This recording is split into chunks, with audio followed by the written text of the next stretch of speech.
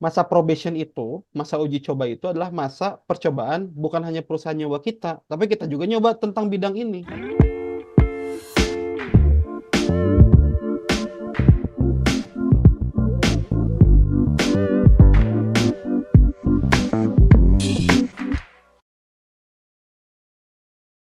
Oke, baik. Nah, saya mau bahas ini secara lengkap. Sebetulnya kalau kita mau pilihan antara passion sama gaji, seperti apa begitu. Nah, ini seringkali orang membahas passion atau gaji itu sebagai sebuah sudut pandang yang saling bertabrakan gitu. Kayak kalau passionnya gede, gajinya kecil. Kalau gajinya gede, passionnya nggak ada passionnya atau minim passion. Nah, itu sering ditabrakin. Padahal ternyata nggak kayak gitu. Begitu. Nah, saya mau bahas, tapi ini bahasanya mungkin nggak yang eh, umum sering dibahas ya kayak misalnya tuh, ya bisa kok passion dan gaji gede. Nggak, tapi ada tahapannya ternyata teman-teman semua. Saya bahas sekilas aja di sesi sharing ini ya. Oke, jadi ternyata kalau kita gali teman-temannya ini insight yang saya dapat tentang passion dan penghasilan tuh dibagi dua ternyata nggak cuma kecil atau gede. Kalau kerjaan tuh passion dan tidak passion jelas. Tapi kalau penghasilan tuh dibagi tiga ternyata teman-teman. Dibagi ada yang penghasilan tuh kurang, ada penghasilan tuh cukup, ada penghasilan itu lebih. Nah, kurang, cukup, atau lebih itu berdasarkan apa sih sebetulnya? Berdasarkan kebutuhan kita. Makanya, salah satu kunci utama kalau mau nentuin gaji ini cukup, kurang, atau lebih adalah teman-teman harus bisa ngecek keuangan pribadi dulu.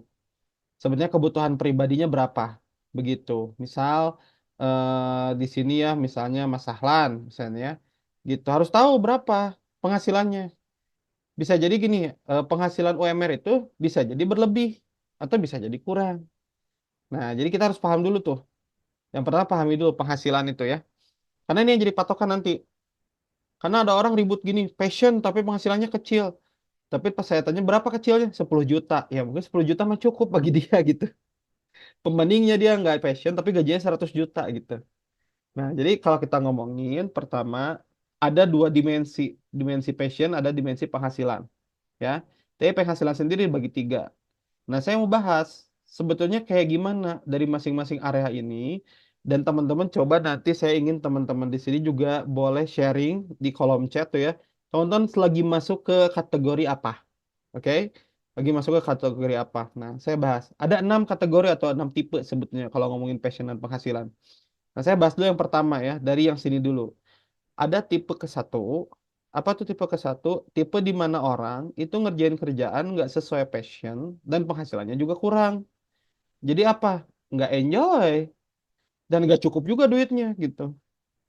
Nah, maka ini kategorinya udah aneh banget orang bertahan di kerjaan kayak gini nih. Satu, nggak cukup duitnya. Dua, nggak nikmat. Biasanya kenapa orang milih kerjaan ini? Biasanya ini kejebak. Entah itu misalnya kerjaan di kerjaan keluarga, nggak enak keluar, dikasih amanah. Jadi pokoknya dia ini nggak enakan tipikal orangnya, nggak bisa keluar. Tapi sebenarnya dipikir-pikir dah, kurang juga. Atau dia nggak ngitung. Jadi dia nggak tahu kalau itu kurang. Dia ngerasa cukup-cukup aja, padahal kurang. Padahal dia minjem terus, pay letter terus gitu kalau mau beli produk ya. Nah, maka tipe kayak gini, to-do list-nya apa? Wajib cari karir baru. Ya, ini bukan masalah passion nggak passion. Ini udah parah, passion enggak, penghasilan juga kurang. Ada nggak orang kayak gini? Ada, banyak. Orang-orang yang mungkin yang akhirnya ya pasrah, yang penting mah dapat kerja aja gitu. Ini ada kayak gini banyak. Nah, sekarang tipe yang kedua, dia itu passionate tapi penghasilannya kurang. Jadi apa? Enjoy tapi nggak cukup. Jadi menikmati kerjanya tapi sebenarnya nggak cukup. Jadi tetap pay letter, tetap aja minjem, tetap aja kalau butuh tuh ke yang lain gitu ya.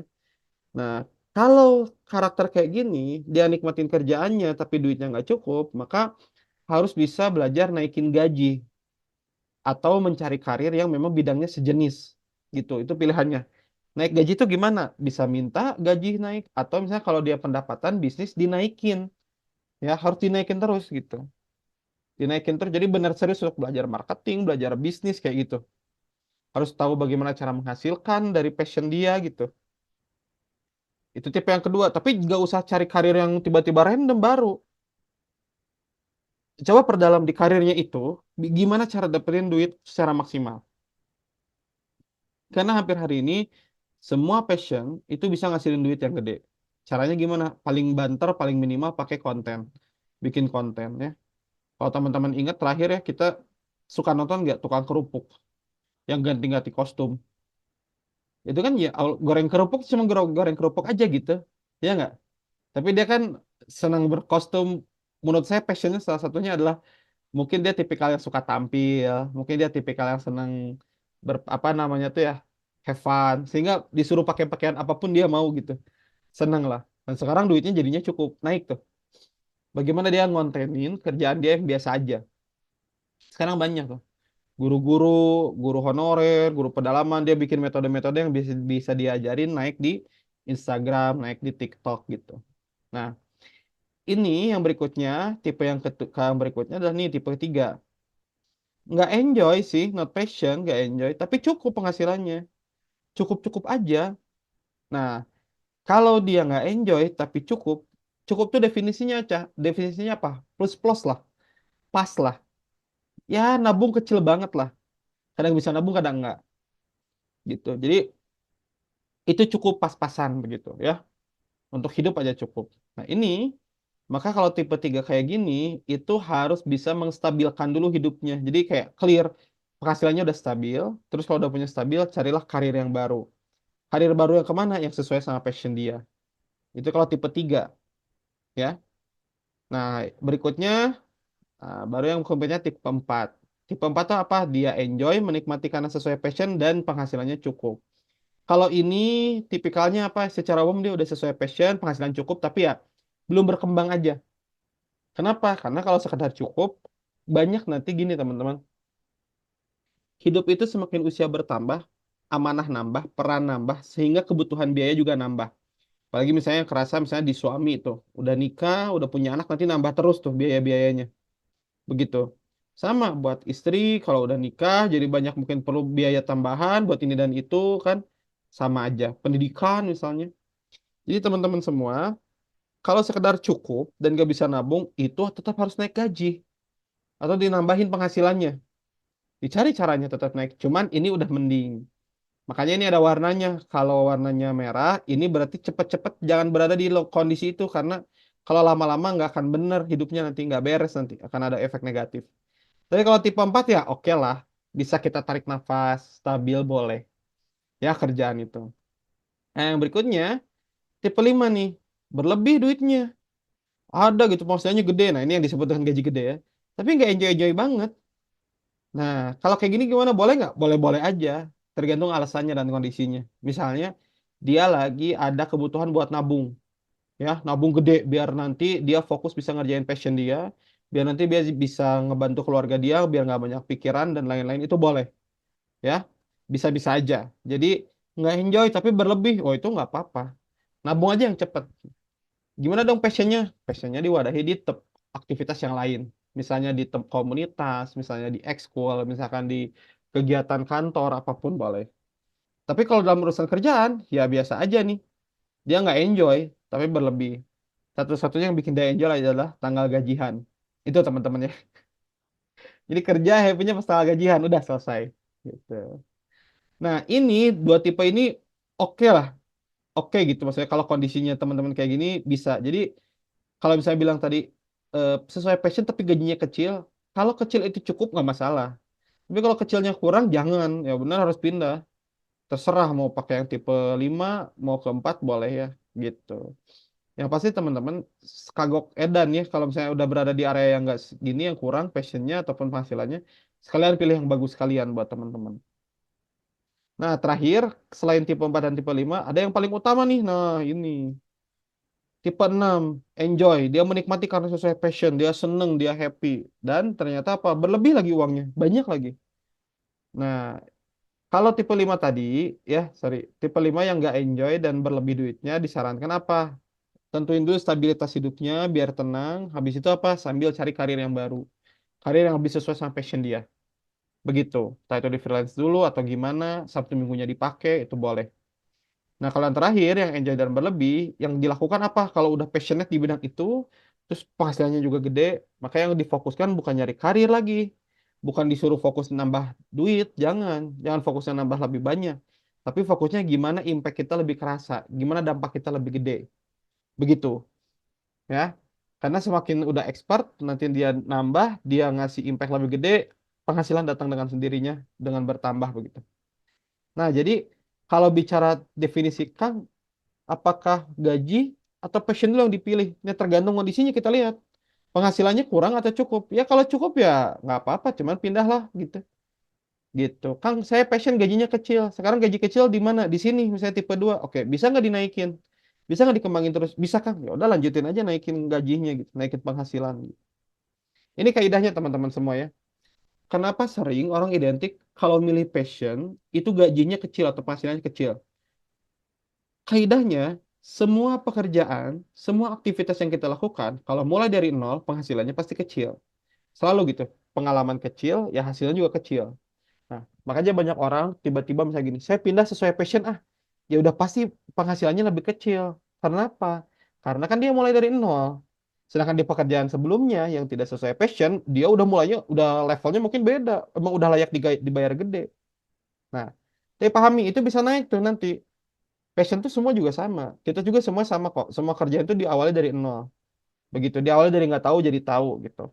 Nah, maka passion juga gitu. Teman-teman awalnya nggak paham, diperdalam, dikuasain setahun, bisa 2 tahun, akhirnya mulai ngasilin, ngasilin. Lama-lama akan membesar sendiri.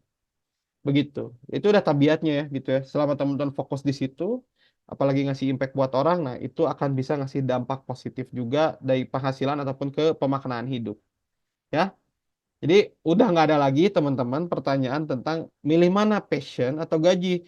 Ya passion dan penghasilan aja, dua-duanya benar. Dan ini memang tahapan teman-teman bisa lihat ke sini, bisa bisa ngejar ke sini gitu. Ya, yang penting kenalin aja kondisinya di mana. Lalu baru teman-teman setelah itu fokus untuk bisa menikmati eh, karir yang sesuai passion dan bisa punya penghasilan lebih. Kalau bicara tadi ya, eh, saya lebih milih uang karena realistis misalnya. Betul. Jadi statement itu nggak salah, teman-teman semua. Realistis cari uang. Nah, tapi ketika kita ada dua pilihan, mending nyari uangnya sesuai passion atau tidak, mending pilih passion. Begitu. Karena yang namanya pekerjaan itu panjang usianya. Karir itu panjang. Nggak cuma 5 tahun, bisa 10, 15, 20, bahkan sampai pensiun. Jadi pastikanlah teman-teman kenal diri teman-teman, dan akhirnya fokus untuk bisa menghasilkan dari passion tersebut. Begitu. Dan itu bisa dilakukan. Oke? Dan sesi ini bukan biar teman-teman langsung pindah kerja, enggak. Sesi ini untuk menyadarin, oh ternyata ada fase-fasenya ini. Teman-teman dicek di nomor berapa. Habis itu silakan coba targetkan ke nomor 6. Begitu. Ya. Oke. Ya teman-teman itu terkait passion dan penghasilan. Ya di sesi sharing ini sekilas aja.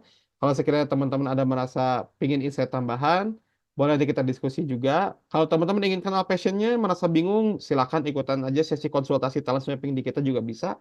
Ya, agar teman-teman bisa tahu lebih detail sebetulnya bakat, potensi, dan passion teman-teman ada di mana. Sehingga nanti bisa diarahin untuk nyari karirnya, plus bikin strategi untuk bisa mendapatkan penghasilannya. Gitu. Baik, itu aja teman-teman di sesi sharing yang pertama ya. Oke. Nah, sekarang teman-teman, saya mau buka sesi ini kita masih ada waktu sekitar 30 menit. Sesi untuk diskusi bebas. Teman-teman semuanya. Nah, boleh berkaitan sama topik tadi, boleh juga enggak, silahkan. Pertanyaannya bebas mau pertanyaan apapun, tapi ya rules-nya tetap sama. Teman-teman harus raise hand. Nanti saya persilakan teman-teman yang raise hand duluan untuk bisa bertanya terlebih dahulu. Wah, ini Hadi udah ngacung duluan nih. Sabar, Pak Hadi ya. Oke, teman-teman ya, ntar ya, bareng-bareng. Oke, nah, jadi teman-teman yang mau nanya duluan, boleh saya persilahkan untuk bisa bertanya. Yang pasti nanti pastikan waktunya ini efektif ya, teman-teman semua, karena kita sampai jam 10. Ya, nanti kalau ternyata di sesi ini teman-teman ngerasa, aduh, aku pingin diskusi lebih dalam lagi, silahkan teman-teman bisa lanjut. Kalau mau personal, bisa sesi konsultasi personal. Tapi kalau mau nanya lagi di sesi lanjutan, produktif talk di minggu depan, boleh. Cuman tidak menjamin ya, karena kita lihat urutan siapa yang duluan, dan gimana caranya biar nanti teman-teman itu bisa nanti dapat urutan duluan, dan juga waktunya kalau dapat ya. Oke, baik ya. Nah, saya mau persilakan duluan lah, sesuai tadi yang ngacung duluan ya. Kalau gitu mangga, Dahadi silakan, boleh. Ah, Ini orang Jerman nih. benar-benar. Namun Kang Coki mau tanya, mau jadi saya ini kan alhamdulillah gitu dapat rezeki kerja di Jerman. Ya, Balik ke topik yang sekarang ini itu kan tadi di ada maksudnya Bentar ya, dibuka dulu fotonya, Kang, Langsung di foto biar fotonya. enak. Jadi kan Ini yang ini saya biar share lagi ya. maksudnya tipe Mm-mm. 6 gitu kan, enjoy dan berlebih. Dan itu sesuai passion gitu kan. Mm-mm. Nah, kalau saya sendiri sebenarnya sekarang nih, kayak lagi ongoing dalam tahap itu. Saya dari, maksudnya berangkat ke Jerman dengan eh, apa ya namanya, D3 lah. Anggap saya itu lulusan D3 di bidang perhotelan. Mm-mm. Kemudian saya punya basic sebelum ke Jerman ini sebagai tukang martabak. Mm-mm. Jadi, nah, dan maksudnya apa, karir yang ingin saya bangun atau maksudnya usaha yang ingin saya bangun itu masih di bidang F&B juga. Jadi maksudnya masih dalam bidang yang sama lah. Kira-kira on track lah gitu. Ya, oke. Nah, pertanyaannya, karena maksudnya saya ini kan maksudnya sekarang udah nyaman dengan gaji saya yang ada di Jerman. Mm. Ketika saya mau bikin impact, maksudnya mau membuat suatu usaha di Indonesia yang maksudnya benar-benar passion saya, Mm-mm. itu tuh kan maksudnya maksudnya saya ingin di Indonesia karena maksudnya biar dekat dengan keluarga lah, karena kan Mm. maksudnya ke sini itu kenapa jauh-jauh ke Jerman karena pengen pengen uangnya gitu, biar maksudnya biar bisa bantu keluarga gitu. Tapi setelah maksudnya saya dianggap oke, saya berkecukupan dan maksudnya pengen saya mengejar maksudnya passion saya menjadi pengusaha itu tuh, saya pengennya di Indonesia biar dekat Mm. dengan keluarga. Cuman ya kan biasanya memulai itu kan pasti ya itu seperti pengalaman berbanding lurus dengan apa namanya, penghasilan. Ya. Maupun maksudnya saya bisa dibilang pengalaman nggak nol-nol banget lah gitu, punya Mm. pengalaman. Cuman karena maksudnya baru turun gunung lagi lah kira-kira gitu Mm. ya biasanya. Baru turun gunung lagi buat bikin usaha baru. Nah itu kira-kira gimana ya Kang Coki? Maksudnya supaya saya teh kalau gajinya di Jerman udah segini, ya maksudnya nggak terlalu jatuh lah gitu. Oke, baik-baik ya, good ya.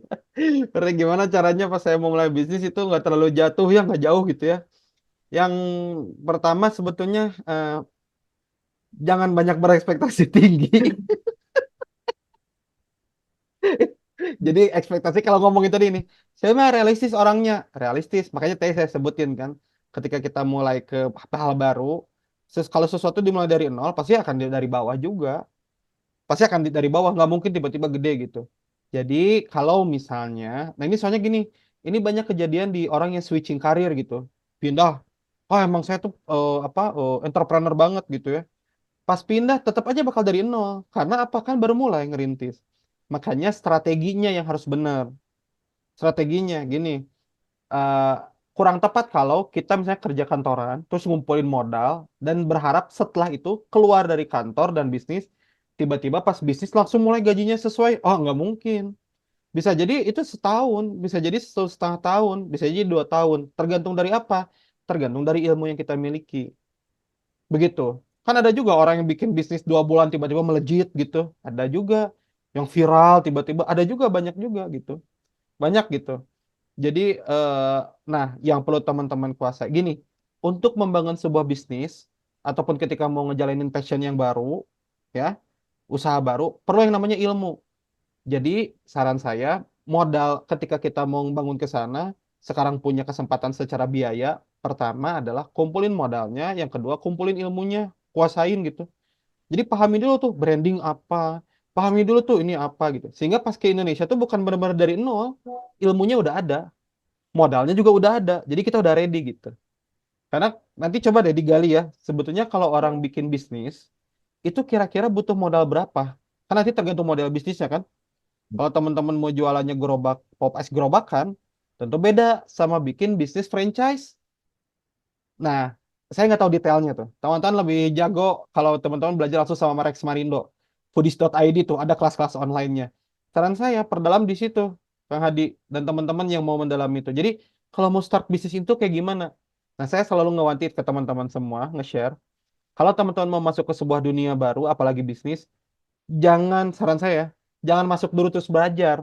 Mending belajar dulu big picture-nya biar tahu nanti oh ini ilmunya. Pas masuk jadi nggak kosong-kosong banget. Begitu. Nah, sekarang Kang Hadi udah nikah? Belum, Belum belum. ya, misalnya.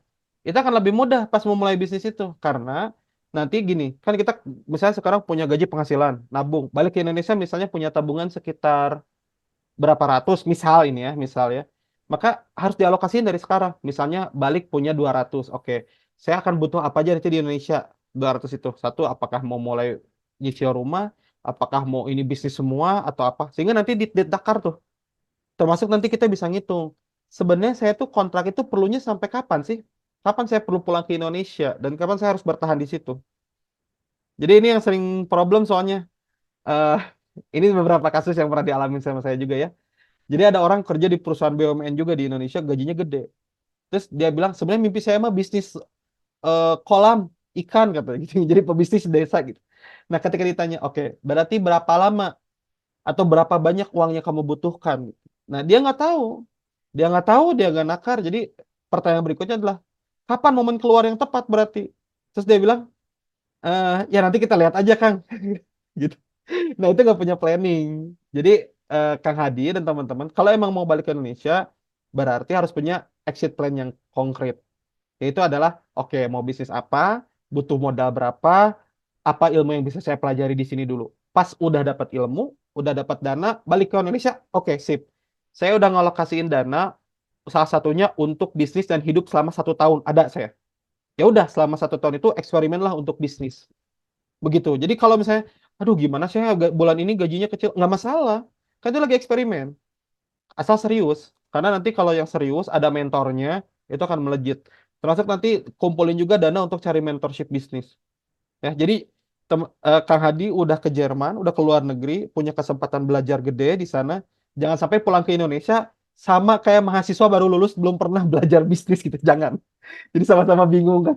Coba yuk bikin martabak, jangan gitu. Misalnya jangan. Nah, jadi datang ke sini enggak sebagai seorang pebisnis yang punya pengalaman di luar dan sudah melihat dan punya ilmunya. Gitu. Gitu ya. Nah, dia. Oke, sip, good ya. Jadi nanti balik lagi ke sini, buka F&B apa? Martabak lagi. Jangan tuh harus update sedikit lah. Martabak juga kan bisa banyak duitnya tuh. Jadi kue pie sekarang mau naik. Mantap. Nah, gitu, Bang. Oke ya. Baik ya, silakan aja kita tunggu nanti ya. Kapan ada rencana pulang ke Indonesia kapan? Ada target nggak? Januari Kang, doain. Maksudnya itu udah beres kontraknya di Jerman. Atau Oh lanjut enggak, lagi? kalau enggak Januari 2025 pulang buat berlibur Oh, dan berlibur. menikah insya Allah. Lihat Doanya orang, doana. lihat ya dia mah berlibur ke Indonesia ya. Kita kan berlibur ke Jerman ya gitu. Kebalik ya. Oke. Sip. Nah, itu jadi nanti ngaturnya gitu. Gitu. Kalau emang punya mimpi, tentuin planningnya, tentuin kan di sana gajinya juga kan berkali lipat kan dari di sini kan, begitu Ya, kan? Ya, jadi nabungnya yang harus difiksasi gitu, begitu. Oke, oke, hatur nuhun ya Hadi ya. nuhun Kang Soki. Oke, baik ya. Nah, jadi itu semoga itu jadi insight juga buat teman-teman yang lagi keluar. Jadi kan sebetulnya beda macam ya pola bisnis. Ini dulu saya belajar ngobrol bareng sama teman-teman kayak Kang. Dulu ada senior saya tuh Mas Mayung namanya gitu. Terus itu salah satu generasi bisnis sama Gibran e-Fishery gitu ngobrol dan ternyata emang lingkarannya Gibran e-Fishery itu kalau bisnis polanya nggak ngumpulin modal dari awal, bukan ngumpulin modal kerja, bukan. Tapi kalau mereka adalah nyari kayak apa namanya itu ya, investasi barengan gitu. Butuh modal 100 juta terus dipecah-pecah terus nanti minta gitu ke orang-orang gitu. Mau nggak masuk masuk nanti bagi hasil. Nah, itu banyak polanya. Jadi, silakan buat yang teman-teman mau mulai bisnis, saran saya pelajari dulu bisnis itu sedetail mungkin. Cari.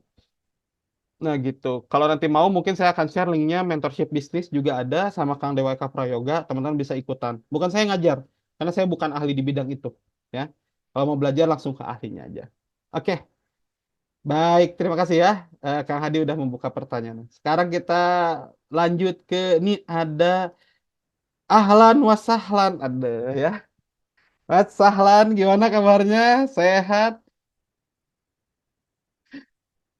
Masih di mute, Mas Sahlan. Oh, udah aja Mas. Oke, Jelas ya. siap. Gimana kabar? Sehat?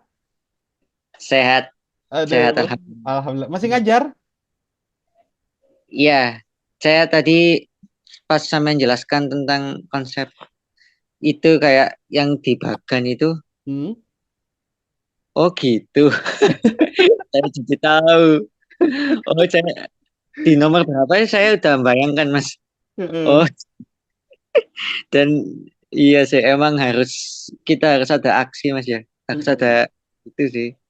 Mm. Mas ini saya mau tanya ya. Gimana Ini yang coba? pertama itu mengenai tentang orang-orang yang sering samain kan tahu mesti di IG itu orang-orang mesti ngantri buat loker-loker buat Mm. nyari kerjaan. Itu mesti antrian itu mesti 1 kilo kadang ada Mas. Oh Bahkan ya, wah, yang ini itu bukan, yang kalau konten ini bukan bangun sahur, antri kerja itu bukan?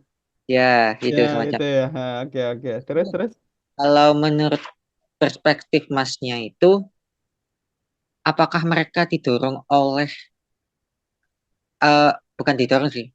Passionnya mereka itu masih belum ada atau karena tuntutan ya wis lah aku butuh duit istilahnya aku butuh uang wis aku nggak peduli dengan passion akhirnya ya wis lah aku kerja gitu aja supaya tetap aku dapat uang tapi aku nggak apa ya nggak dapat passionnya wis nggak Mhm. gitu intinya Yes. dia itu kerja terus dapat uang gitu. Apakah Mhm. kita melihat apakah tergantung dari orangnya apa gimana Mas Yes, terus yang yes. kedua ini out of, pertanyaannya out of the topic Mas Ya nggak apa-apa. ini Boleh boleh boleh. ini tuh tentang mengenai people pleaser sama em, bukan people pleaser sih. Contohnya gini, ketika orang melakukan sesuatu karena reaksi orang lain, takut Oke. misalnya kayak saya melakukan gini, waduh, iki kok orang gini marah, orang ini kok tersinggung. Hmm. Nah, kalau menurut Masnya, cara mengatasi overthinking kayak gitu itu gimana Mas? Kayak apa dipengaruhi oleh lingkungan dan ini mesti saya terjadi di lingkungan kerja sih Mas. Waduh itu Oke jangan oke. parah. Hmm. Itu Oke oke. efeknya itu wah sampai di anu sih lingkungan kerja itu sih Di yang ini sudah di komen-komen. bukan di komen sih kayak berpikirnya itu kayak langsung apa ya Nah, oke oke. nah Iya itu iya iya. mungkin masnya Oke, baik. Kebayang ya. saya jelaskan pas TM dulu ya Iya benar benar benar. Nah, bagus-bagus pertanyaannya ya. Karena mungkin ada itu teman-teman yang ngerasain ini ya. Oke. gimana Mas nanti kalau ada pertanyaan satu lagi bisa nyambung lagi lah istri Oke, itu aja baik baik ya. buat dalam Oke, siap. penutupan Oke, baik masalahnya thank you ya. Jadi ini pertanyaannya yang pertama tentang gimana nih kalau lihat orang ngantri lowongan kerja ya panjang banget gitu. Terus orang akhirnya apa dorongannya tuh apakah nggak ada passion atau gimana? Jadi teman-teman hari ini kalau bicara ngomongan kerja, ngomongin konsep kerja, banyak orang masih pakai konsep kerja zaman dulu banget. Kok gimana konsep kerja tuh Kang? Satu, konsep kerja adalah harus punya gelar. Dua, kalau ngasilin duit, kalau mau ngasilin duit selain harus punya gelar, kalau diterima kerja ya bagus-bagus kalau kampusnya dari kampus yang bagus. Yang kedua berarti nanti harus banyak interview, begitu, Us, ikut interview, iya ya iya kan? Nah, hmm, dan akhirnya harus banyak masukin amplop. Nah, itu polanya jadul banget sebetulnya. hmm, Termasuk perusahaan yang masih pakai pola gitu menurut saya udah cukup jadul, begitu ya. Nah, jadi maksudnya gimana? Kenapa ini penting? Karena ini banyak sekali waktu yang tidak produktif dilakukan.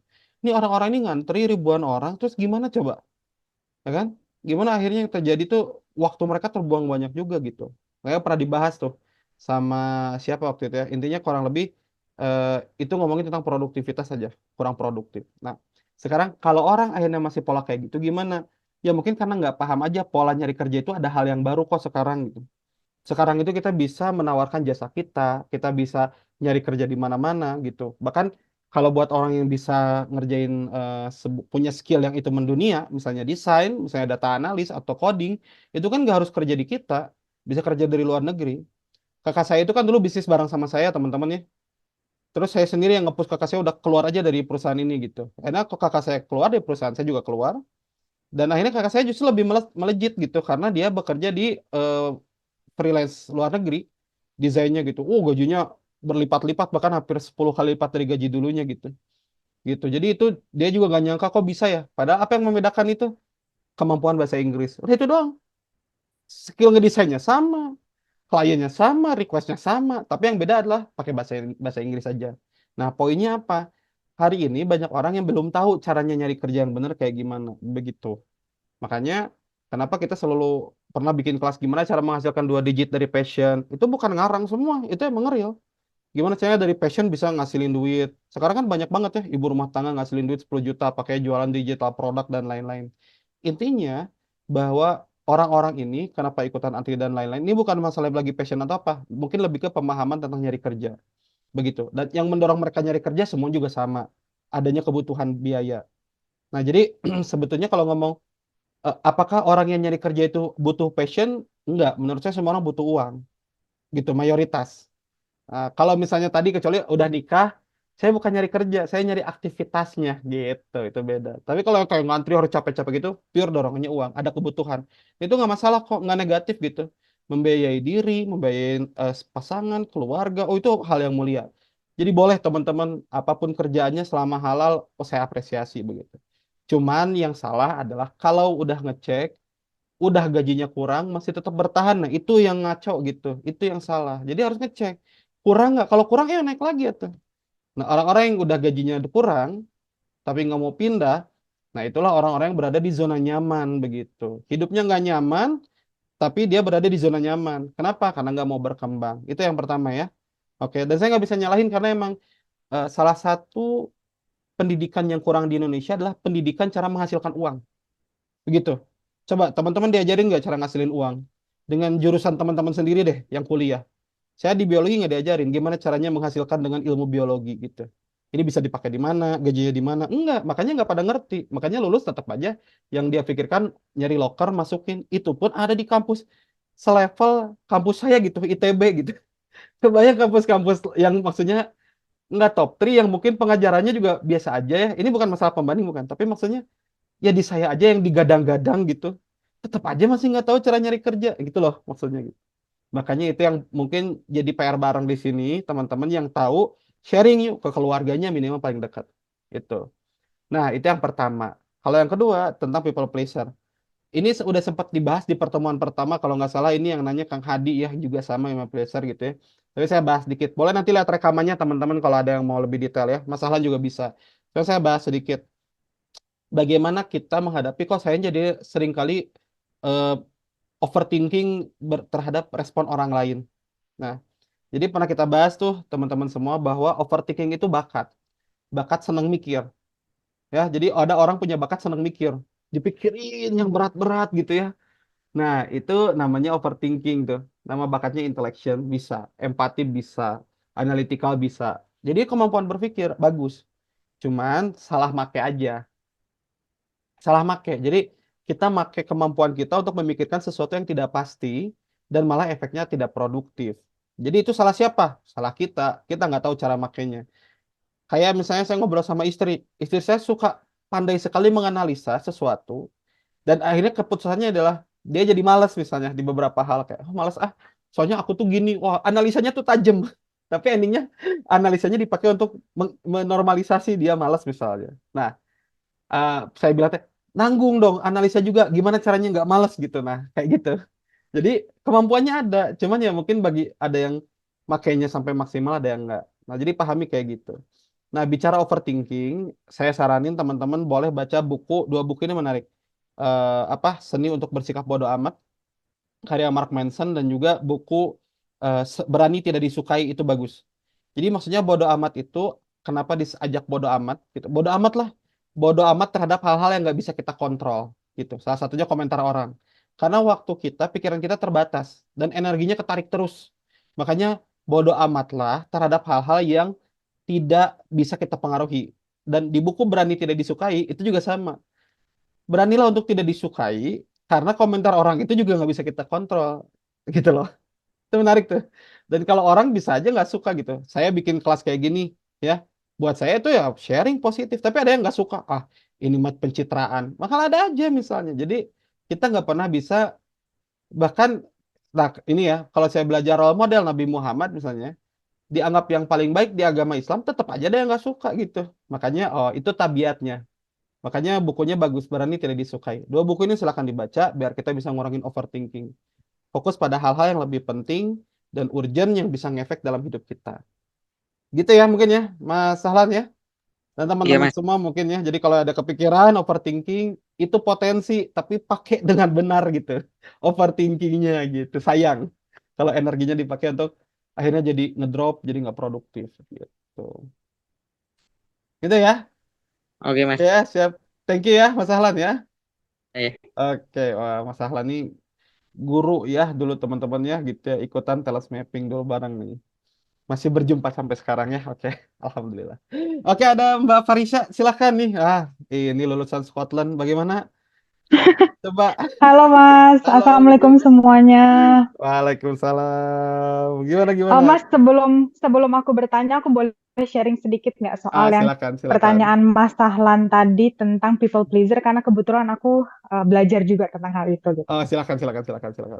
Eh, Menurut aku kemarin ada ikut pelatihan juga tentang self love, Mm-mm, dan di situ juga dibahas tentang people pleaser, why mm-mm, we become a people pleaser gitu. Jadi mostly sebenarnya kalau dalam ilmu psikologi, karena saya lagi suka banget belajar ilmu psikologi, jadi saya mau sharing sedikit gitu.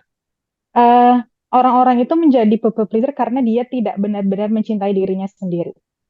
Sebenarnya dasar dari diri kita itu adalah kita tidak benar-benar mengutamakan diri kita sendiri dulu mm, gitu. Dan orang yang menjadi people pleaser itu sebenarnya dia tidak benar-benar orang yang baik gitu. Jadi people pleaser adalah datang dari insecurity atau scarcity, di mana kita tuh takut banget ditolak oleh orang lain gitu. mm, Takut banget orang tuh marah sama kita, takut banget orang nolak kita, takut banget orang menjudge kita jelek. Jadi datangnya tuh bukan benar-benar kebaikan dari dalam hati bahwa kita ingin membantu, tapi ada juga datang dari rasa takut gitu. Nah, itu yang harus dalami lebih dalam dulu. Why? Kenapa kita takut sama penolakan orang lain, misalnya kayak gitu.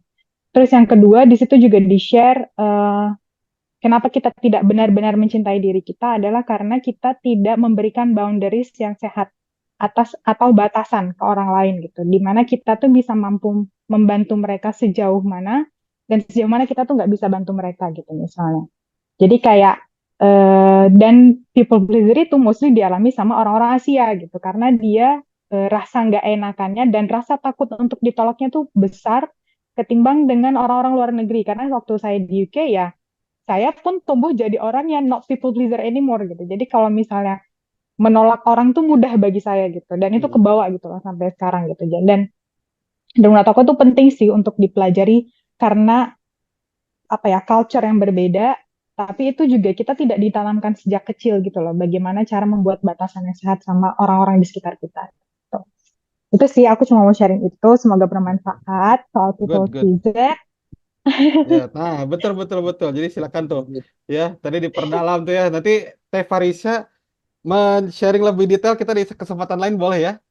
Kalau saya Boleh, ajak boleh, boleh. itu menarik-menarik soalnya. Soalnya kebetulan kebetulan Gimana? aku di Instagram aku tuh up soal konten soal self love gitu karena Hmm. menurut Hmm. aku banyak banget orang-orang, karena aku hidup di Indonesia gitu ya, ketika aku bandingkan dengan luar negeri itu sungguh jauh berbeda gitu loh tipe-tipe orangnya gitu. Orang luar negeri tuh dia fokus sama diri dia sendiri, Hmm. dia dia bahkan kalau dalam lingkungan pekerjaan kalau mau sama-sama mengkritik gitu ya, mereka tuh gak akan pernah masuk ke personal life-nya mereka gitu loh. Hmm. Kalau kritik ya kritik aja, kerjaan ya kerjaan aja gitu. Nanti kalau udah di luar dari kerjaan ya masih hahaha juga gitu. Jadi kayak nggak dimasukin ke hati dan itu totally different gitu loh dengan Hmm. pengalaman aku kerja di Indonesia sebelumnya gitu. Jadi kayak oh ternyata memang culture kita tuh beda banget ya gitu dan itu membuat banyak orang Indonesia tuh sulit untuk membuat batasan terhadap dirinya sendiri dan orang lain gitu. Yes, yes, betul, betul, betul ya.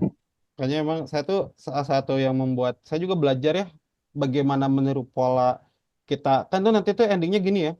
Kalau orang luar negeri tuh memang dia tuh enakan banget ya gitu ya. Bahkan manggil nama orang tua aja namanya langsung ya. Iya John namanya. misalnya gitu. Kalau kita mau Sucipto gitu ya. Langsung gitu. Padahal kita dulu Aku waktu kecil, pernah dulu waktu Mas SMP juga manggil, gitu ya. Manggilin orang itu lah ya. iya. Nah, tapi ini mah terlepas dari itu, orang luar negeri emang enakan. Tapi efeknya kalau terlalu ekstrim, teman-teman nanti bisa jadi individualis. Nah, orang Indonesia, orang Asia, terutama Asia ya, karena kita punya terkenal Asian parents ya, apa Mm-mm. namanya teh Dragon Mom, Tiger Father ya, atau kebalikan saya lupa lagi. yang membuat akhirnya kita itu selalu butuh validasi dan afirmasi dari orang tua kita. Kan itu ya. Sehingga kita terbiasa Ya. divalidasi gitu. Nah, jadi ini juga ekstrim kanan. Membuat kita tergantung gitu ya. Makanya harus dicari tengahnya, coba lihat di luar gimana, divalidasi. Makanya bagus tuh buku-buku tadi yang membuat kita tuh jadi, oh, makanya ini penting kenal potensi diri tuh kayak, ya kalau dibandingin emang saya mungkin sama orang lain gak terlalu oke, tapi kalau di bidang saya sendiri, saya sih unggul bisa. Kayak gitu contohnya. Nanti ini bakal jadi bahasan detail ya. Oke, thank you Teh Farisya ya. Terus aku belum Iya, iya, itu selesai mau thank you-nya. nanya. Thank you sharingnya, thank you. Oh Tenang, iya, tenang, oke. saya inget kok, tenang. Sama-sama. Farisa deg-degan. Langsung yang lain jadi gak mau sharing takut lupa. Oke, oke. Gimana, gimana, gimana? Boleh, boleh. Oke, Silakan, aku silakan. sekarang mau tanya Eh, gantian. eh, Jadi sebenarnya aku tuh kan lulusan S2-nya kan Public Relation. mm, Sebenarnya ini mau nanya sama Mas karena menurut aku Mas relate banget gitu dan mm, akhir-akhirnya aku tuh mempelajari tentang marketing gitu. oke. Karena ada sih impianku tuh Mas pengen banget bekerja yang nggak 9 to 5 every day gitu loh. Dan Oke. sebenarnya konsep ini tuh di luar negeri tuh udah banyak gitu. Jadi mereka cuman go to office tuh cuman kayak 2 kali seminggu misalnya. Tapi kan Hmm, Indonesia belum sepenuhnya kayak gitu ya gitu. yep. Nah, terus aku mencari-cari tuh pekerjaan apa ya yang kiranya aku tuh bisa bebas gitu. Misalnya dari mana aja gitu kan. Misalnya kayak marketing atau content creation, terus copywriting kayak gitu-gitu. Hmm, Nah, cuman aku merasa ilmu S2 aku tuh kayak agak nggak relate gitu loh kan dari public relation. Sebenarnya sama-sama komunikasi ya, tapi ke hmm, marketing tuh kan agak beda gitu hmm, maksudnya. Nah, sepanjang aku kuliah S2, yang dilatih itu bukan skill, tapi bagaimana cara kita berpikir dengan lebih kritis gitu. Jadi, hmm, why-nya itu yang dilatih. Jadi, misalnya kalau mau mengambil keputusan, why you choose that decision gitu. Kayak, kenapa kamu harus ngambil keputusan itu. Jadi, hmm, yang dilatih itu critical thinking-nya gitu, bukan skill-nya. hmm, Nah, menurut Mas, kalau misalnya aku mau terjun ke dunia yang seperti itu, misalnya, karena aku merasa aku tuh tipe orang yang suka banget ngomong gitu, suka hmm, sharing, suka komunikasi, suka di depan kamera juga. Nah, kalau misalnya aku pengen ngambil ke marketing, kira-kira itu relate gak sih Mas, misalnya dari jurusan aku ke sana, terus how to get that job gitu, maksudnya aku harus mulai dari mana sih? Nah, kadang tuh kayak bingung hmm, gitu loh, Mas. Di satu sisi digital marketing itu kan banyak data ya, hmm, SEO, terus habis itu ad advert-nya kayak gitu-gitu. Aku tuh kurang suka sebenarnya di data, cuman aku sukanya tuh di bagian yang komunikatifnya gitu. oke. Misalnya meeting sama orang tuh aku suka, terus ngobrol sama orang aku suka, diskusi sama orang aku suka, kayak gitu-gitu loh, Mas. Nah, menurut Mas tuh lebih ke marketing yang di bidang apa sih? Mhm. Dan mulainya dari mana gitu? I see, I Kayak see. gitu. Soalnya aku Oke. bingung mau mulai dari mana. Akhir-akhir ini cuman ikut lihat-lihat kursus online aja, terus tapi kayak bingung juga harus ke mana ya kayak gitu. Jadi saat Oke. ini aku masih belum mendapat pekerjaan karena masih Hmm, nyari-nyari. oke, baik. Thank you, Mas. Nah, thank you Farisa ya gitu ya. Nah, bicara tentang marketing, marketing yang dipelajari itu marketing apa? Digital marketing kah? Iya, Oke. yang bisa dibawa kemana aja tuh digital marketing bukan sih, Mas? Jadi gini sebetulnya. Basicnya kan kalau bicara marketing, nah ini saya barulah keluarkan ilmu marketingnya selama 8 tahun dulu ya. Jadi marketing itu kan sebetulnya basicnya adalah pemasaran ya, ngajak orang untuk akhirnya join produk, begitu. Ya, Mm-mm. bisa di bawahnya turunannya banyak, ada branding, ada apa. Termasuk digital marketing itu di bawahnya, begitu. Jadi kan ada marketing umumnya, di bawahnya ada digital marketing. PR itu juga sejajar sama digital marketing PR. Begitu, karena ini akan Oke. tergantung bentuknya kan. Kalau di bidang Mm-mm. digital marketing, bentuknya bukan PR, bentuknya adalah CSM, Customer Service Management. Kan sama itu juga kan relation kan? Begitu. Mm-mm. Khusus ada Mm-mm. ahli CSM, ada orang ahli khusus spesialis ngurusin CSM, Customer Service Management. Nanti endingnya Customer Service Management itu lebih kemana arahnya? Untuk upscaling bisnis, untuk upselling, upselling, cross selling, kayak gitu-gitu tuh. Nah, orang-orang public Mm-mm. relation itu kan people driven ya. Jadi kita meneliti karakter behavior orang. Nah, di digital marketing begitu. Kalau digital marketing itu bagaimana cara membuat konten digital yang membuat orang akhirnya tertarik. Nah, kita membangunnya Mm-mm. dengan seperti itu. Arahnya jadi customer nanti ke segmen. Nah, kalau public relationnya itu ketemu orang secara offline, di digital marketing jarang. Kecuali ketemu klien. Mm. Jangan ketemu Mm-mm. klien. Nah, kalau bagian public relation khusus ya PR aja berarti emang. Dan lebih spesifik kalau Hmm. PR itu lebih ke nanti ini apa di bidang bisnis itu misalnya ngejaga klien, bisa B2B, ya kan? Karena kalau B2C nanti maksudnya ke customer service juga, tapi itu masih bagian dari public relation kok. Karena itu kan menjaga relasi kan, poinnya kan. Nah, jadi kalau emang Hmm. tertarik di bidang marketing, ada marketing PR. Nah, saya dulu marketing sales, tapi spesialisasi Mm-mm. saya justru marketing PR. Apa akhirnya Oh, oke. rasanya di mana? Kalau saya disuruh marketing mikirin konsep ngajak orang terus jualan, terus nawarin, nah saya nggak perform, nggak enak gitu. Tapi kalau di bidang PR, saya akhirnya jadi yang ngehandle klien itu optimal. Karena saya bisa mikirin klien ini butuhnya apa, terus ditemenin apa, diajak ngobrol apa, mendalami orang dan lain-lain. Sehingga basic saya adalah public relation dulunya gitu. Makanya makanya saya Hmm. sangat maksimal ketika jadi event organizer di event. Itu bagus tuh nge-keep klien itu, nge-keep orangnya. Nah, jadi baik lagi tadi. Kalau misalnya saya bicara digital marketing dan public relation, di mana dong bagusnya? Nah, pilih mau fokus di digital marketingnya, berarti bikin konten. Ya ini nggak ada hubungannya sama orang loh. Nggak ada hubungannya ketemu orang langsung kalau digital marketing nggak. Tapi mikir gimana Hmm. orang tertarik. Nah, itu mah harus punya sense of business, dagang gitu. Kalau pinginnya jadi public relation di bidang digital marketing, bisa kemana arahnya? Jadi ngontrol affiliate, bisa punya tim, bisa ya affiliate gitu. Nah, itu kalau mau di digital marketing. Kalau jadi fokus kerucutnya di situ. Oh, Kebayang nggak? oh jadi bagian marketing tuh ada PR-nya juga. Aku pikir tuh Ada. marketing dan PR tuh komponen yang berbeda gitu maksudnya. Ada Kalau di itu dunia bagian. pekerjaan. Ada. Kalau aku sendiri tuh belum pernah jadi PR sebenarnya, baru kuliahnya Baru aja. kuliahnya aja kan. Iya, karena nanti kan Jadi alurnya gini. kayak bayangannya tuh Heeh. masih samar-samar gitu loh. Yang cocok untuk aku, sedangkan aku tuh tipe orang yang aku extrovert, Mas. Mm-mm. Kalau dari MBTI-nya aku tuh aku Mm-mm. ENFP. Mm-mm. Jadi suka banget ketemu orang, dapat energinya itu kalau ketemu orang gitu maksudnya gitu. Mm-mm. Nah, terus aku jadi, duh ini kan bertolak belakang sama digital marketing ya, kayak gitu-gitu loh Mas. Terus jadi Iya. kayak jadi bingung gitu, nanti arahnya ini mau kemana ya gitu. Tapi aku suka yang ngobrol sama orang kayak gitu-gitu. Nah, Nah, sepanjang aku belajar PR kemarin tuh, memang dia lebih banyak ke PR yang di kuliahnya aku tuh PR yang kayak model-model PR banget gitu loh Mas, yang kayak bikin press release, terus habis itu dia kalau yes. misalnya ada konflik, manajemen konflik Ya. perusahaan, kalau misalnya dia kena konflik, PR-nya harus bagaimana, lebih ke kayak gitu Mm. sama pemerintah gitu. Jadi kalau misalnya terjun ke dunia bisnis tuh belum ada gambaran gitu, aku PR Yep. bisnis tuh yang kayak gimana gitu. Iya, sama proses kayak gitu. Jadi selain ke B2B kan orangnya nanti ngedatengin customer kan. Yang kedua adalah menjaga nama baik juga di luar. Nah, kalau ke bisnis perusahaan biasanya kayak gitu. Makanya itu bagian dari marketing juga kan. Bagaimana agar brand awareness nggak turun, bagaimana agar sorry, brand awareness, brand image-nya nggak turun, bagaimana agar orang tetap kenal gitu kan. Contoh dulu lah kisah Bluebird. Mesti teman-teman masih ingat Bluebird nggak? Bluebird kan Hmm, dulu kegilas tuh sama ojek online sama driver semua kan. ya. Nah, drivernya, taksinya, Bluebird semua drivernya marah-marah kan sama ojek online sampai dulu ngeri sampai ada foto-fotonya kan ngeri. Tapi kan apa yang dilakukan sama si leadernya kan? Minta maaf, kita nggak bisa ngejar. Dia bilang kayak gitu. Kita berusaha terbaik. Itulah kerjanya PR, mikirin bagaimana kita bisa diterima oleh publik dengan baik. Makanya nggak ada digital marketing nggak terlalu masuk memang. PR itu khusus. Makanya sekarang Hmm. pertanyaannya, silakan dijawab di luar ya gitu ya. Mau ngejar berkarir punya penghasilan di PR atau dengan ilmunya tadi ada kan atau emang hanya mau mencoba baru di digital marketing begitu. Digital marketing bisa dipelajari kok di waktu luang menurut saya begitu ya. Tapi kalau bicara tentang public Hmm. relation dengan udah punya skill S2-nya menurut saya itu jadi modal juga sih yang orang belum tentu dapat, Hmm. jadi itu bisa dipakai gitu. Kalau saya ya, kalau dari saya lihat itu Oke.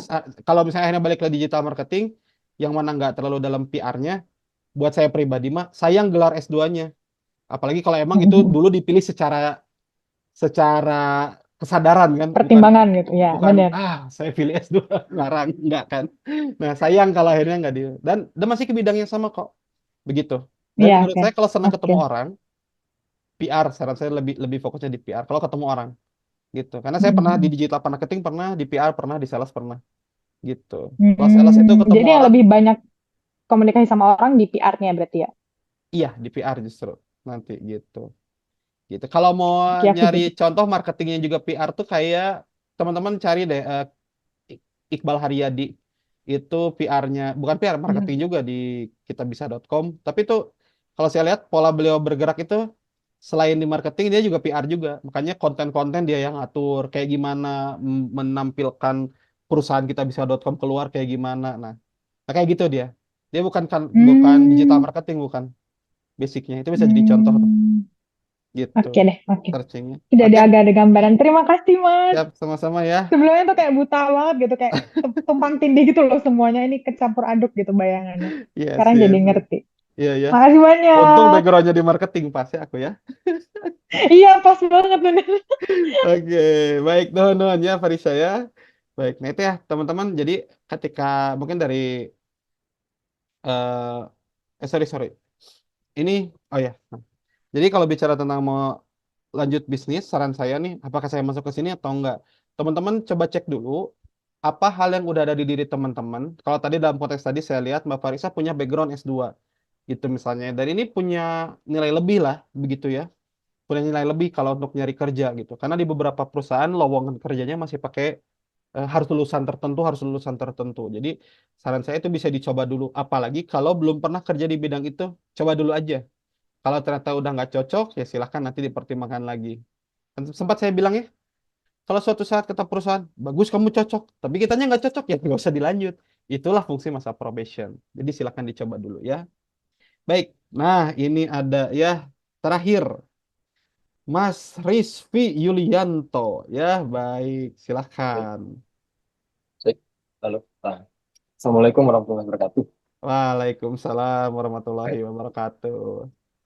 Teman bisa ngobrol diskusi ya sama Coach Cuki ya. Aduh, Jadi alhamdulillah. saya cukup ngefans sama Coach Cuki ya. Aduh, jangan atuh. Wah, Jangan. ya. Ini saya kan ini ya. Sebelum bertanya, saya kan kita apa ya? Setahu saya kan Coach Cuki itu Elite Circle batch step 2 ya. Nah, kebetulan saya juga Ya. Elite Circle step 1 batch 29 itu sama dengan si siapa Kang Hadi satu Oh, angkatan tuh. bareng. Makanya di grup rame ya. Di grup Iya. rame tuh. Kayak kenal Nah, dari iya satu kan kita lingkaran semua kita ya. cukup CS nih deh. Nah, karena kan ya dan saya tertarik untuk gabung diskusi di Productive School ini ya banyak Hmm. Cuki karena menurut saya itu suka relate lah untuk bisa mensupport ilmu-ilmu yang saya dapatkan di situ gitu ya. Hmm. Nah, ilmunya itu ya tentang apa ya yang saya paling itu kan handling itu RKO ya dan RKO itu kan perlu contoh salah satunya passion ya. Passion itu kan sebenarnya part of bagian dari untuk mencapai RKU tersebut gitu ya, Hmm. untuk passion ini. Nah, makanya saya ingin mendalami lagi nih tentang passion. Apakah saya passionnya itu udah benar atau belum gitu ya. Gitu. Hmm. Makanya saya ingin mendalami. Nah, sebenarnya saya yang khawatir adalah apakah passion saya ini bisa akan relate dengan RKU tersebut atau tidak gitu ya. Hmm. Karena untuk kalau sebenarnya sih kalau menurut perasaannya, saya nggak tahu kan validasinya belum tahu ya. Mungkin nanti harus ikut talent mapping kali ya. Boleh. Validasinya tuh kan saya tipe 4 tadi ya dari yang tadi Coach Oki tampilkan ya. Ya. Yang tipe 4 tadi apa ya? Yang Cukup ini dan yang enjoy tapi ya enjoy cukup lah tapi ya kayaknya cukup cukup ya. lah gitu ya. Hmm. Dan tentunya apa ya? Pertimbangan saya adalah apakah saya akan ya kan tentunya harus meningkat ya tadi ya Hmm. sarannya harus karir resident harus gimana biar naik gaji gitu ya. Nah Penghasilannya. pertanyaan adalah untuk bisa ngegas itu apakah nanti akan relate dengan tadi goal ultimate saya yang tentang RKU itu atau enggak gitu ya. Ya kalau mungkin kalau boleh eh spill gitu ya. Hmm. Mungkin RKU Coach Oki apa dan mungkin proses menemukannya gimana untuk menuju ke situ gitu. Oke. Biar mungkin jadi inspirasi saya biar oh ternyata tahapannya ini Hmm. I apa see, I mungkin see. biasa ya gitu ya. Mungkin Baik. Kang Rizvi, thank you ya. Kang Rizvi ini asli orang mana? saya Cimahi aslinya Kebumen cuma tinggal di Cimahi Cimahinya di mana? di belakang Polres Forestnya di mana? di Gugur tengah apa si Panisan ya. Aduh. Belakang Mitra Kasih Oh, belakang Mitra Kasih. Ya. Tuh ya dari ya. situ ya. Oh iya, Cibabat. Ah, Cibapat Iya, ya, ya. Saya kan juga sebelahnya di lah. Cimahi, di Cipageran. Jadi Oh, kita Cipageran. berdekatannya. Wah, saya dulu sering Langsung ke rumah aja sekarang. Kita discuss boleh aja. Langsung. boleh boleh. Saya juga Oke. kadang dulu apa, misalnya seminggu sekali tuh ke Cipageran sih, daerah mana ya itu yang Nah, Coffee Land gitu nggak ya? Nggak tahu. tahu tahu. Ya itu di situ. Tahu. Dekat rumah saya tinggal jalan kaki. Oh, dari situ dekat. Tahu dekat Alforkon kan. Oke, Ya, baik. Tapi betul jadi betul. Benar, ngobrol siap tempat siap. nanti lah Siap. kita ya Nanti diskusi. mungkin next time lah kita bisa meet up ya. Oke ya. Kalau ada waktu Baik, luang baik. dari Nah, sini. ini menarik. Jadi buat teman-teman, jadi gini, saya cerita dulu, takut bingung tentang istilah-istilahnya. Saya, Mas Rizvi, sama Kang Hadi, juga ada beberapa teman-teman di sini ikut sebuah komunitas namanya, bukan ikut komunitas training, namanya Elite Circle. Jadi seorang Iya. produktif Muslim. Nah, goalsnya itu di Elite Circle itu adalah bagaimana caranya kita menjadi Muslim yang punya visi jelas. Visi ini bentuknya adalah amalan ataupun sebuah tindakan ataupun action. Disebutnya adalah RKU, Rencana Kontribusi Unggulan. Singkatnya gini. Jadi kita hidup di dunia itu mau ngapain sih? Lo mau ngasih kontribusi apa sih gitu loh. Nah, intinya kayak gitu. Makanya disebut RKU. Kalau bahasanya di Productive School tuh adalah life goals lah. Ultimate life goals-nya tuh mau ngapain sebenarnya gitu. Sama-sama mirip-mirip. Nah, jadi pertanyaannya tadi ya, gimana tuh sebetulnya kita ngomongin passion sama life goals kita atau RKU? Balik lagi gini, kalau kita ngomongin konsep life goals. Life goals tuh banyak banget, nggak ada batasannya. Teman-teman mau endingnya mau jadi entrepreneur, mau jadi apapun tuh banyak banget. Cuman kalau ditanya, mending mana? Pilih sebuah tujuan hidup yang bisa di-enjoy, bisa dinikmatin, atau tujuan hidup tuh yang harus repot banget gitu ngerjainnya dan kita nggak nikmatin itu. Ya kalau saya milihnya yang bisa dinikmatin, ya kan? Dua-duanya juga bisa kok gitu. Dan pintu kalau kita ngomongin kan konsep rencana kontribusi ini biar bisa rencananya harapannya ini jadi pembuka pintu surga ya. Benar nggak? Nah, kalau kita nanya di Quran, pembuka pintu surga itu banyak macamnya. Ada orang masuk surga dengan sedekah, ada orang masuk surga pakai ilmu, sharing ilmu. Ada orang yang masuk surga itu jadi dari jalur sabar. Apa tuh jalur sabar? Yang diterpa kemiskinan, yang dia dikasih suami yang zolim, kayak Firaun kan, istrinya masuk surga kan. Nah, itu kita milih tuh. Kita bisa milih. Quran nunjukin, tapi kita bisa milih. Nah, saya milih yang kayaknya di antara semua passion yang saya miliki, yang paling nyaman, yang paling enak, saya mau masuk kalau kita bisa milih pintu surga itu jadi seorang trainer, jadi edukator. Itu yang saya pilih. Kan saya bisa milih jadi apapun. Jadi dosen juga bisa kalau mau gitu, kalau diniatin. Tapi saya kayaknya enggak deh, saya lebih senang training. Nah, caranya saya nyari role model. Role model dulu siapa ya gitu ya. Nah, kebetulan bapak saya trainer juga. Jadi akhirnya salah satu role modelnya bapak saya gitu. Secara waktu bebas, ya gitu ya, bisa kemana-mana, keluar daerah gitu ya, terus dibayarin. Nah, buat saya itu sih enak banget waktu itu ya. Udah. Salah satu cara saya milih RKU adalah, ataupun life goals-nya buat teman-teman, itulah cari role model. Jadi kira-kira gini, mau kayak siapa sih teman-teman itu gitu. Itu paling gampang tuh itu. Gitu. Kan dulu kenapa saya keluar dari marketing ya, nggak di bidang marketing? Karena saya waktu di bidang marketing dulu ngebayangin, oh kaya yang punya marketers, tahu ya, Pak Hermawan tuh. Pak Hermawan tuh, ketuanya marketers itu waktu itu tuh gitu ya, oh marketing terbaik di Indonesia lah, Hermawan Kartajaya itu. Jadi saya ngebayangin, aduh hidupnya beliau sharing tapi tentang dunia marketing dan bisnis. Buat saya nggak masuk, walaupun sharing. Karena saya lebih senang sharing tentang orang. Nah, itulah pentingnya kenal diri dan passion itu. Saya baru sadar, saya itu senang ketemu orang buat sharing. Makanya cocok jadi PR dulu, yang tadi tuh kaitannya tuh. Nggak cocok jadi sales. Kan ngomongin marketing mau ngomongin sales juga kan. Tapi saya nggak tertarik, makanya saya pindah. Jadi perjalanan RKU saya itu diawalinya dari mana? Perjalanan saya nemuin life goals itu. Kenal diri dulu bener gitu. Jadi kenal diri dulu mau di mana gitu ya. Dan tujuan awalnya tapi dulu bukan bukan pingin dapat ridho Allah dulu enggak. Saya nyari karir mana ya yang paling nyaman buat saya. Jadi dulu milih jadi trainer basicnya juga karena uang dorongannya. Itu yang menurut saya paling gampang, paling simpel, paling nyaman. Nah, pertanyaannya, dari karir ini bisa nggak ngasih kontribusi ke orang? Bisa nggak gitu? Kalau bisa, di bidang itu aja sekalian. Kalau saya di bidang edukasi, fokusnya self development anak-anak muda. Menurut saya bisa ya, saya kayaknya bikin karya di bidang ini sekaligus. Itulah yang jadi RKU saya. Makanya RKU saya sebenarnya concernnya di bidang edukasi. Tapi ini anggaplah ada orang yang nggak bisa di situ gitu. Contohnya apa? Contohnya misalnya karir dia sebagai eh, contohnya apa ya? Misalnya bakatnya adalah Misalnya kayak Jody Warung Stick, passionnya di bidang entrepreneurship. Tapi passion dia, dorongan dia juga salah satunya bikin sekolah. Maka apa? Dia perkaya diri, set duitnya, tapi goalsnya adalah bagaimana membangun sekolah gratis gitu. Nah itu nggak masalah. Kalau nggak bisa nyambung juga nggak apa-apa. Asal jelas punya jalan untuk ngasilin uang, punya jalan untuk ngasih kontribusi gitu. Nah makanya tadi bicara tentang tipe-tipe tadi tuh, passion sama penghasilan. Ini selalu jadi jebakan tipe 4 nih. Tipe 4 itu kan tipe yang dia sesuai passion tapi penghasilannya cukup. Nah, ketika dia udah nikmat, dia enjoy, akhirnya dia diem di situ, masuk ke zona nyaman tuh. Udahlah, aku udah sesuai sama passion aku. Akhirnya segitu-gitu aja gitu. Tidak ada dorongan untuk berkembang, tidak ada dorongan untuk naik penghasilannya. Karena apa? Ya udah ngerasa cukup.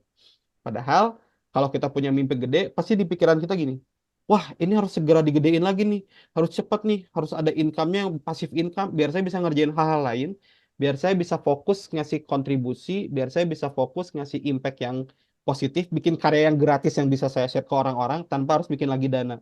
Nah, itulah salah satu, kenapa tadi ada salah satu apa to-do list-nya adalah tambahin impact-nya gitu. Begitu, biar kita tuh jadinya fokusnya ngasih impact. Dan ini yang menarik, semakin orang fokus ngasih impact, penghasilannya nambah. Itu yang kejadian di teman-teman saya yang bikin impact ya. Kayak misalnya Ruang Guru. Ruang Guru kan bukan bisnis basic awalnya. Ruang Guru itu awalnya adalah keresahan. Kok anak-anak di daerah pinggiran nggak bisa sekolah dan kalau ada bimbel juga mahal. Bikinlah Ruang Guru. Kitabisa.com, Katimi. Keresahannya apa?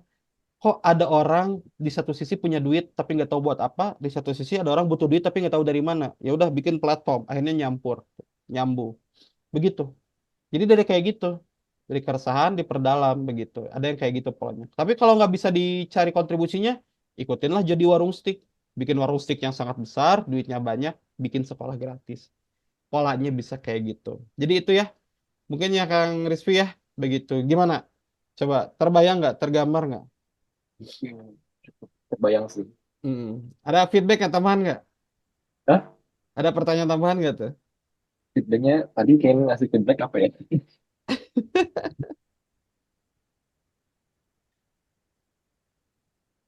Udah cukup aman, nggak apa-apa Oh, nggak usah cukup lah, dipaksain. Kalau nggak ada mah cukup ya lah, gitu. cukup lah, cukup Oke. lah.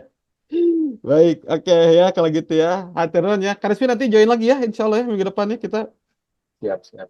Oke ya, nanti juga sharing insight tuh ya bagaimana sebenarnya. Kalau sekarang sendiri gimana ngejalanin sebagai seorang digital marketing itu udah berapa lama?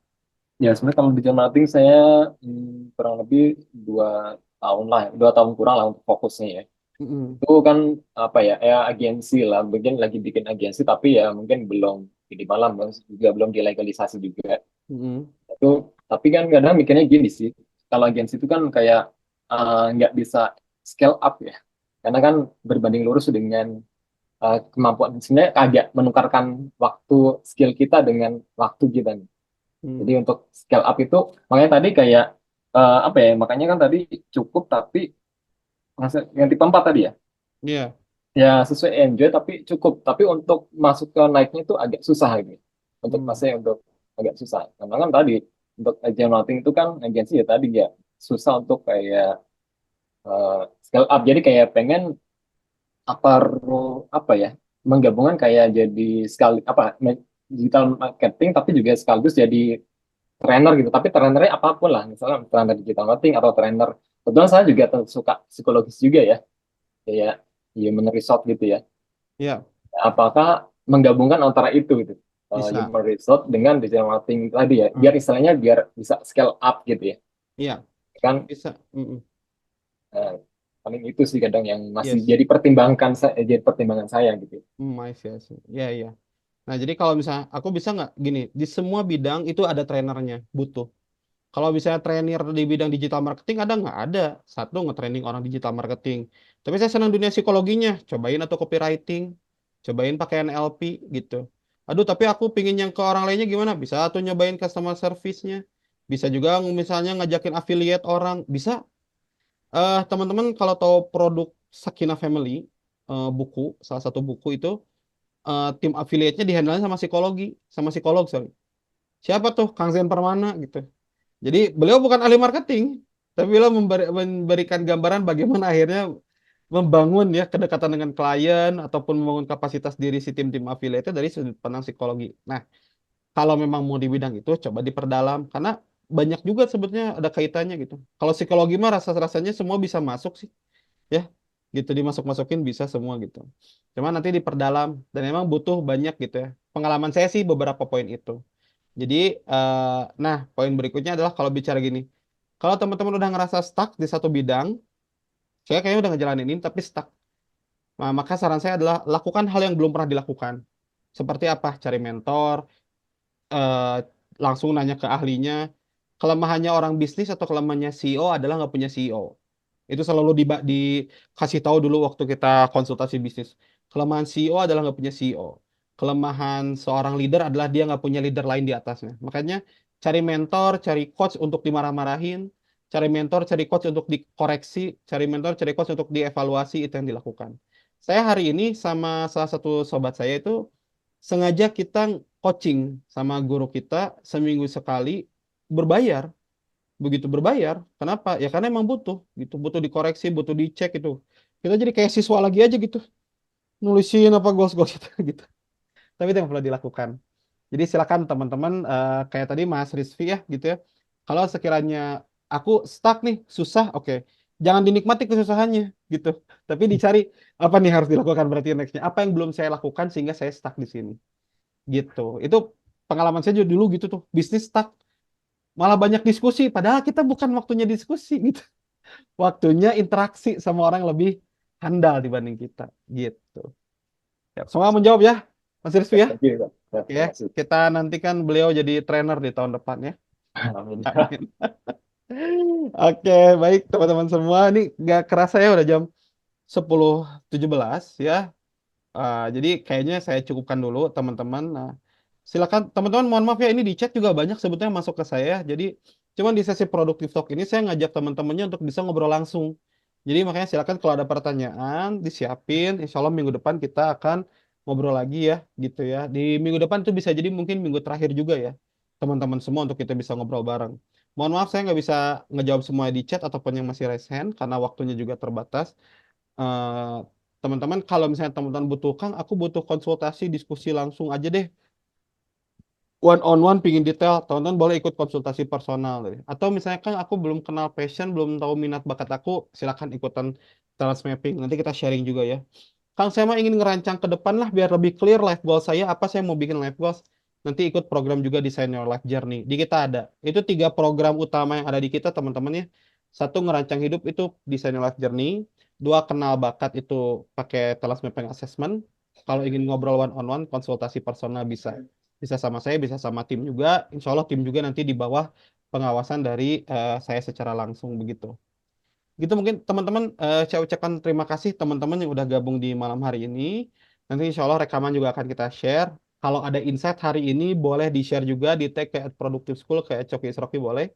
Ini saya udah lihat tadi belum juga udahan sesi ini udah ada yang ngetag ya Kang Hadi ya. Jadi luar biasa nih. Ya, jadi silakan teman-teman boleh share insight hari ini. Ajakin juga teman-teman kalau mau join lagi. Insya Allah kita minggu depan ketemu lagi. Harinya mungkin di hari yang sama atau bisa jadi di hari Sabtu juga. Ya, nanti kita akan share lagi infonya lebih lanjut. Baik, thank you teman-teman semua ya. Sudah join di hari ini ada beberapa nih. Tadi Farisha udah nanya, Kang Rizvi juga ada Aul, ada Lala, Teh Linda, Muslim, dan kita teman yang lain. Hatur nuhun. Saya ucapkan terima kasih. Selamat beristirahat, selamat juga bangun sahur dan juga melaksanakan Ramadan. Hatur nuhun. Assalamualaikum warahmatullahi wabarakatuh.